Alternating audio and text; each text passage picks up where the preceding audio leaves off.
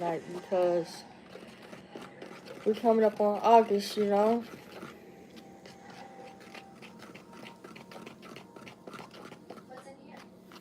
May was when we met. We met on Pentecost Sunday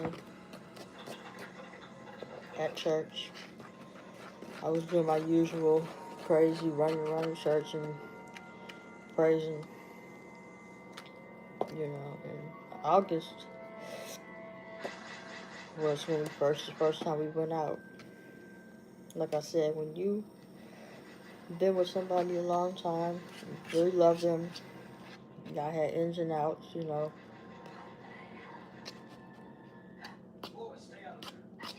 Um,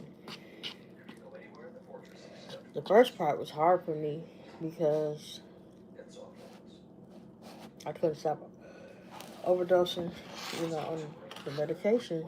Now, I'm not telling y'all that I was just trying to kill myself. I'm telling y'all that the pain I was feeling was from losing him.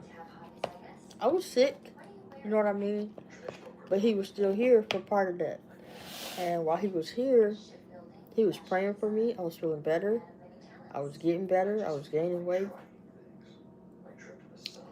He gave me a recipe, you know, some lemon juice and cayenne and cinnamon.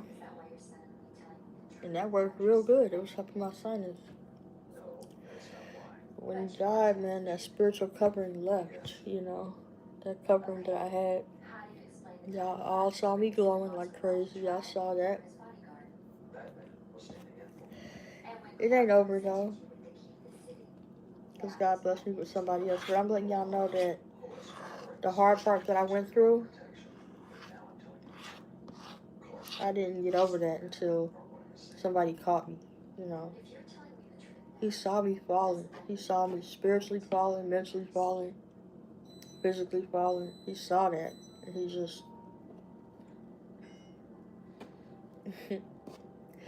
you know, I'm not a crybaby type, but he's a sweetheart, and he caught me, you know what I mean? We caught each other, you know? It was like, I got you, you got me, type of thing. And people don't like that.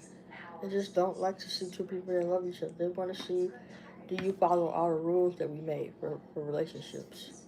All these single people making up all these rules for people who are married or in relationships. And I already said, like, my sister, she been through that bullshit before. She was with somebody for 7 years who was on BS, you know, and she met her husband that she with now, and they wanted to get married right away, you know what I mean? Like, I wouldn't give in, that type of thing. In 6 months, they were planning it, and they got married, still married, having kids. She just had another baby. It's so gorgeous. Oh my God.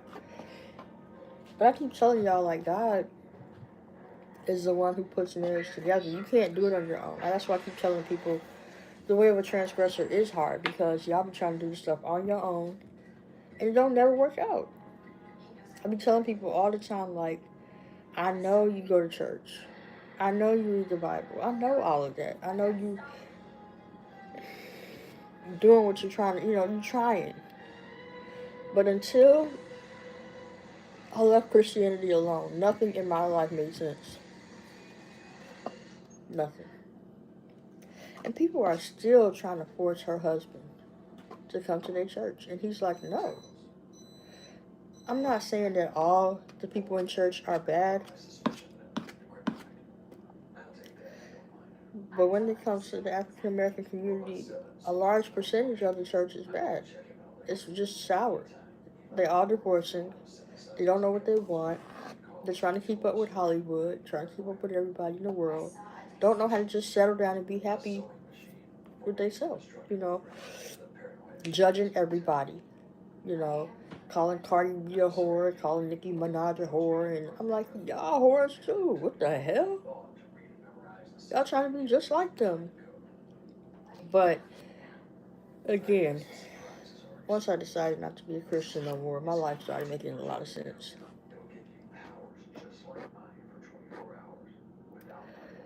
So he caught me. You know what I mean?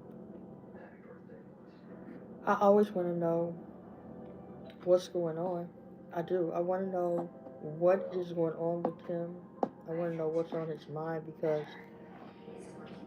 I'm one of those people that until you get around me and feel the presence of God, you're going to have 1,000 demons in your ears talking.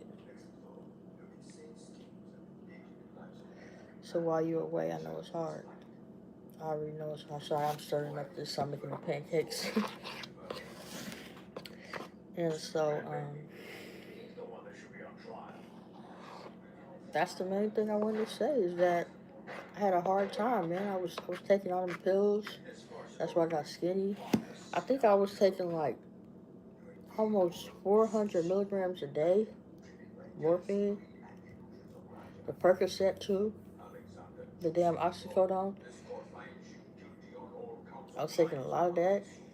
Like, people said I should have died from that but, you know, God is real. He's not going to just let stuff happen to you. Like, that's not how it goes. He's not just going to just let stuff happen. It's going to be, if it's not in his plan for you and you're his chosen child, it's not going to work. You know what I'm saying?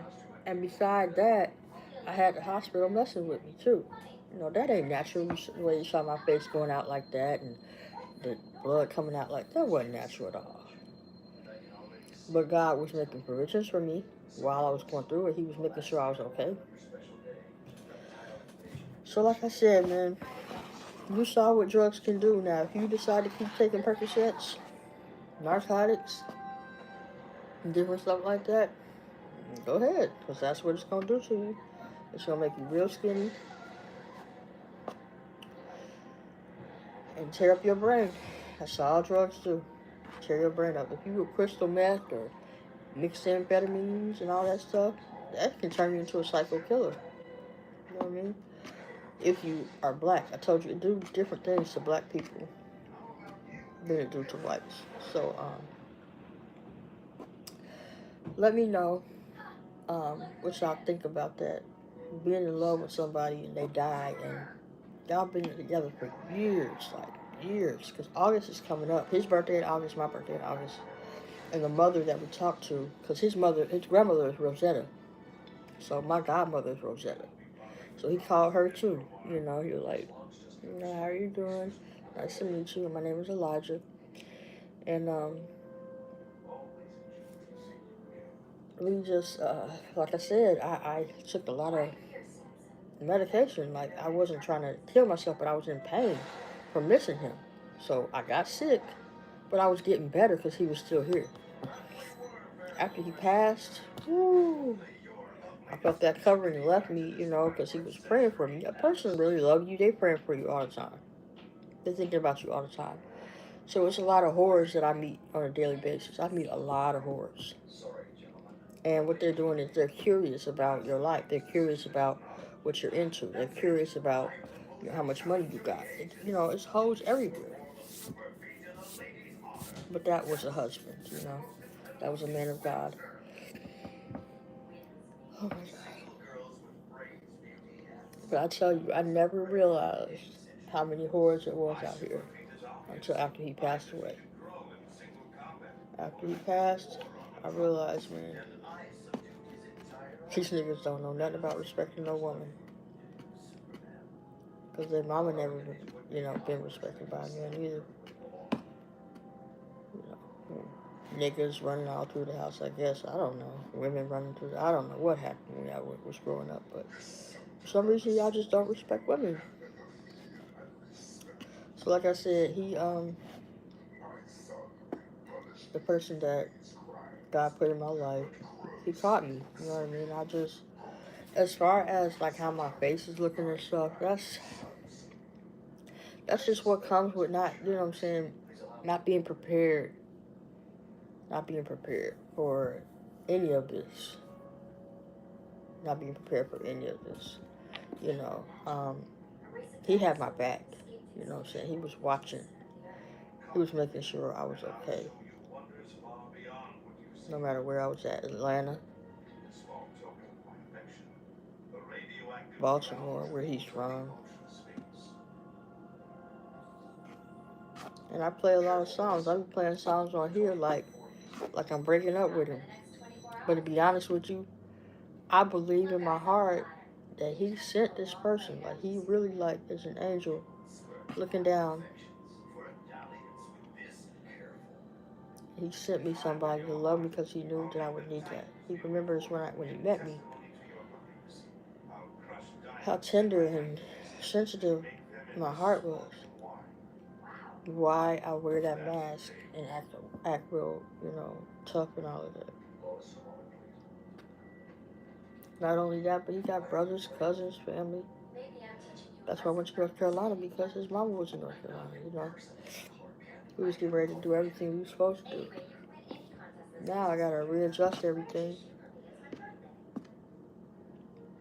because the love of my life is in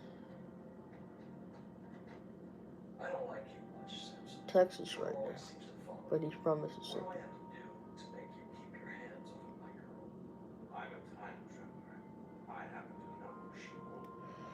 So I'm gonna readjust everything, and it's cool. I just gotta get out of this low, sad mode, This shit is heavy. I don't know. I don't know if you ever been through anything like that. You love somebody and they died. I don't want to be ugly though. I want to let it go. You know what I mean? I want to move on. I know y'all worry about this flap in my mouth. It's a protective covering so that when I eat, my gums don't get infected because they were bleeding. I think it's done now. So if I do that, if I take this out, and it takes it completely out of there. See? If they take it completely out of there, then they're going to put dental implants in. Yep, and that's going to be in a couple of weeks that I have to start the process again. So y'all pray for me. I got to get this removed out of my mouth. I'm making pancakes. I don't feel good at all, though. I'm ready to just go back to sleep, for real. I'm having a hard day, man.